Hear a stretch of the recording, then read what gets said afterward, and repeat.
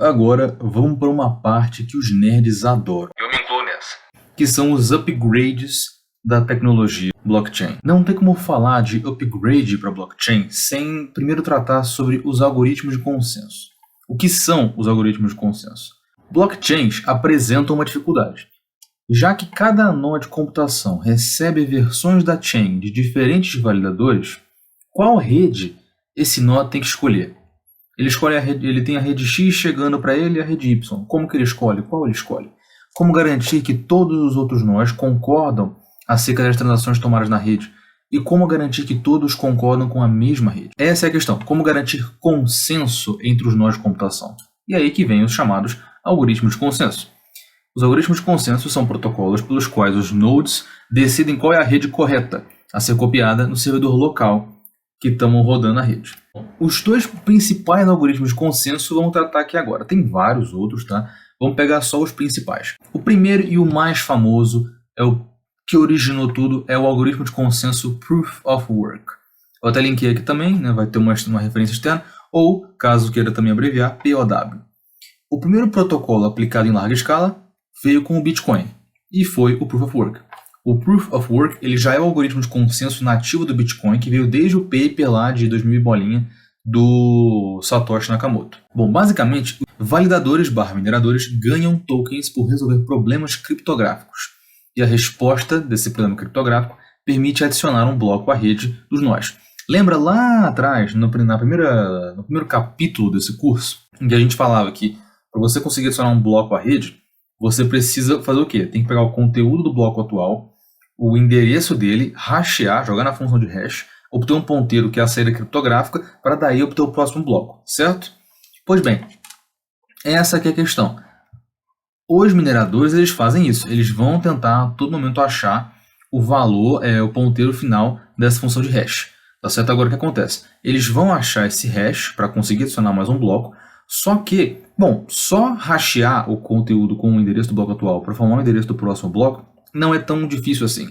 Então é fácil a mineração. O problema computacional que é proposto para os mineradores, pelo menos na rede da Bitcoin, é você conseguir fazer o seguinte, você conseguir encontrar um hash dado com o conteúdo e o endereço atual, de tal forma que o endereço do próximo tenha, no seu hash, que tem vários dígitos, os primeiros 30 tem que ser zeros. Isso que é o problema computacional. E se você achar o hash que faz isso acontecer, que de fato vai ter os primeiros 30 zeros e é produto, ele é fruto da combinação entre o conteúdo do bloco atual e o endereço dele, você consegue adicionar mais um bloco na rede, para garantir, para provar que você de fato trabalhou para achar aquele endereço, para provar que de fato você conseguiu achar o hash.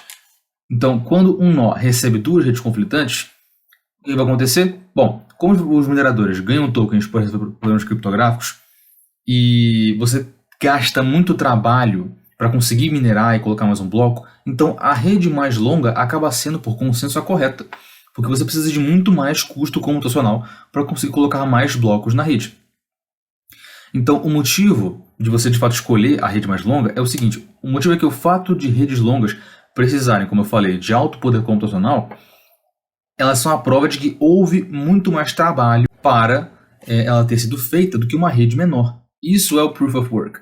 Você cria um sistema de colocar blocos, de tal forma que colocar um bloco é custoso. Então, a rede mais longa é a rede que tem mais prova de trabalho, porque foi a rede mais minerada. Redes menores têm menos prova de trabalho, menos prova de que de fato houve mineração envolvida ali. Então, o nó, quando ele recebe duas redes, ele pega a rede maior. Logo, ela é mais confiável. Essa é a brincadeira, tá? Isso é o Proof of Work. Quem viu aquele vídeo do 3 Blue 1 Brown que eu coloquei, explica muito melhor isso aí do que eu tô explicando. Tô meio virado, virei essa noite. Então eu tô todo cagado aqui pra dar aula, mas vambora. Bom, o Proof of Work, ele foi o primeiro protocolo. Então ele tem suas vantagens e suas desvantagens. É o primeiro, então é o protótipo, vai ter melhorias, né? Bom, quais são os lados bons dele? É um protocolo que garante muito a segurança de rede, porque você descentraliza demais a computação entre os nós. E é randômico, quase. É difícil você saber quem vai ser o minerador que vai conseguir acertar o hash do próximo bloco, que vai ser recompensado com isso. E você vai ter todo esse sistema de computação que é difícil de você conseguir de fato burlar, favorecendo a segurança da rede. Para um hacker, por exemplo, tentar hackear uma rede Proof of Work, o cara vai ter que pegar um arsenal computacional para fazer isso. Então isso garante muito a segurança de rede. Outro é que permite o crescimento e a descentralização. De fato, você consegue crescer limitadamente, mas consegue crescer uma blockchain e você favorece sim a descentralização com esse meio. Se você for olhar o paper do Satoshi Nakamoto, ele fala lá perfeitamente que, contanto que você tenha, que a rede em si tenha a maioria do poder computacional e você implemente esse modelo, você garante que não vai ter que ter uma entidade central para tocar tudo isso. A rede consegue rodar descentralizadamente. Por fim, fornece método de ganhos passivos. A mineração, quando você valida as transações dos blocos e você consegue colocar o próximo hash, portanto, o próximo bloco, você ganha uma recompensa por isso. Então você tem uma maneira de ganhar dinheiro. Bom, mas existem vários problemas também com Proof of Work. Um deles é a escalabilidade limitada. O que é o conceito de escalabilidade melhor? Vamos ver daqui mais para frente. Mas entenda que escalabilidade limitada significa que é o seguinte: é difícil você conseguir fazer a rede do Bitcoin, que é a mais famosa Proof of Work, crescer de maneira arrojada sem que ela perca eficiência. Quanto maior ela vai ficando, mais lenta ela fica. Então, redes com Proof of Work, elas são ditas como muito pouco escaláveis. É difícil você conseguir aumentar sem perder eficiência. O outro é o custo computacional absurdo, o que, nos dias de hoje, implica também um custo ambiental absurdo. Pode parecer que eu estou só querendo dar uma de verdinho aqui, abraçar a árvore, beijar baleia. Não, não é isso. É simplesmente porque o landscape da malha energética mundial está mudando demais. De forma que a Europa, por exemplo, já quer cortar combustível fóssil até 2050 e importação e exportação de combustível fóssil e matriz energética não limpa. Então, todo tipo de indústria que quiser entrar no cenário internacional no século XXI vai precisar não ter impacto ambiental negativo. Isso vale para países, para indústrias. Então esse é o grande problema. Se o blockchain começar a utilizar um custo energético gigante e a matriz energética principal é de energia suja, então o blockchain acaba se sujando de tabela. Então isso é sim algo importante que estão sendo avaliado. E cara, o custo é realmente absurdo. Mais para frente eu mostro por que é. E por fim, isso é um negócio muito interessante. Como o Proof of Work exige um poder computacional atualmente tão absurdo, é impossível alguém querer minerar Bitcoin com um notebook normal. Você precisa de galpões de placas de vídeo, ou o que o pessoal mais faz, eles utilizam as chamadas ASICs. ASICs, quem trabalha com eletrônica e computação vai ver isso, que é circuitos integrados de aplicação específica. Você monta um circuito integrado, um hardware, que ele é especializado para aquela tarefa que você quer. Então, surgiram montadoras, fábricas, que desenvolveram circuitos de aplicação específica com o intuito de minerar criptomoedas, em específico o Bitcoin. E a mais famosa das ASICs para isso são as Antminers. E cara, elas são caríssimas, mineram muito, mas são caríssimas. E quem tem condição de pagar isso? São as grandes mineradoras que, cara, assim, é um negócio absurdo. São galpões imensos com pessoas ultra riquíssimas que conseguiram comprar isso aí.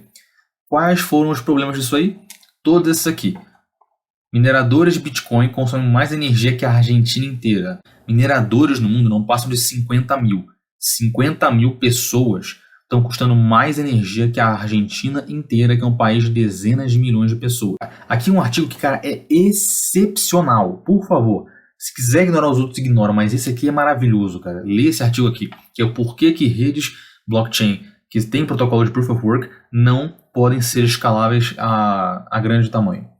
Aqui também tem outro problema também da questão ambiental. E aqui, isso aqui é importantíssimo. 50 mineradoras, né, empresas de mineração, 50 mineradoras controlam 50% da mineração de Bitcoin no mundo.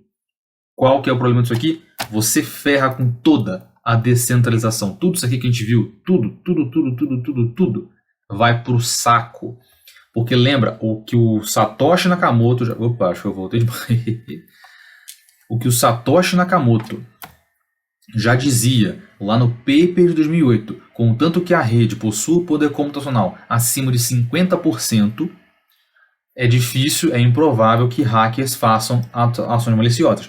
Agora, se hoje em dia eu tenho 50 mineradores que controlam 50%, imagina que amanhã são 20 que controlam 60%, você está aumentando o risco de acontecer um cartel.